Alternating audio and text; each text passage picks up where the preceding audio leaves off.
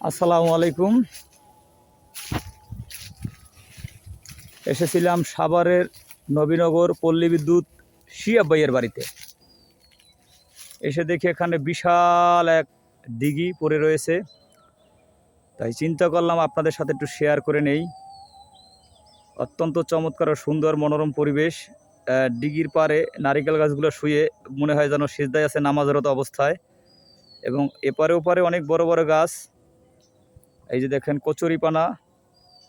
এরপরে বাঁশবাগান দেখলে মনে হয় যেন পুরো দিঘিটাকে গ্রাস করে খেয়ে ফেলার অবস্থা। এর সাথে আছে অনেক বড় বড় গাছ। এই দেখেন বাঁশবাগান, এমাতমতা দেখা যায় না। এ বাঁশবাগান যেন গুণে শেষ করা যাবে না। সবুজে সবুজে অরণ্য। এই দেখেন যতদূর চোখ যায় শুধু বাগান আর বাগান, ভরপুর বাগান।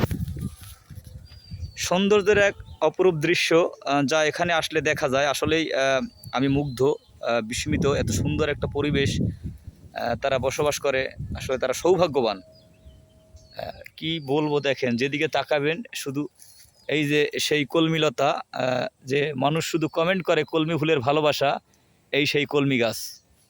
আর দেখে নিন কলমি গাছ, এই সেই কলমি গাছ, এবং কলমি ফুলের ভালোবাসা যে নিয়ে থাকেন সব সময়, সে কলমিলতা এগুলা।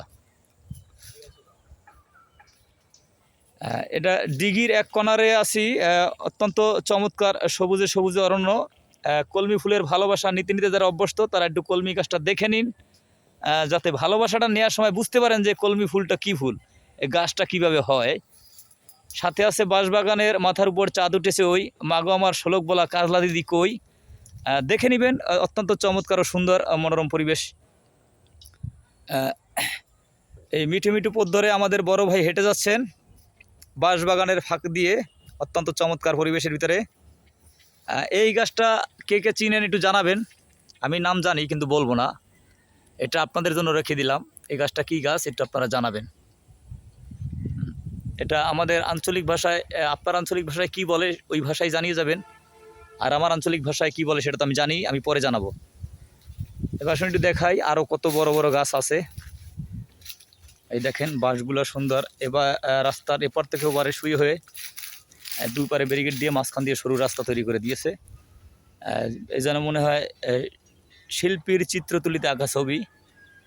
অত্যন্ত চমৎকার সুন্দর দৃশ্য।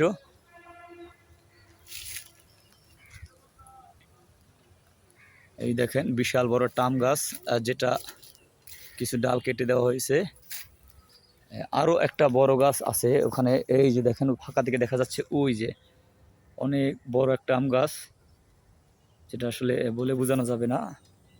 তবে ভালো থাকবেন, সুস্থ থাকবেন। আবারও নতুন কোনো জায়গায় গেলে নতুন ভিডিও নিয়ে আসবো এবং আপনাদের মাঝে পরিবেশন করবো ইনশাআল্লাহ।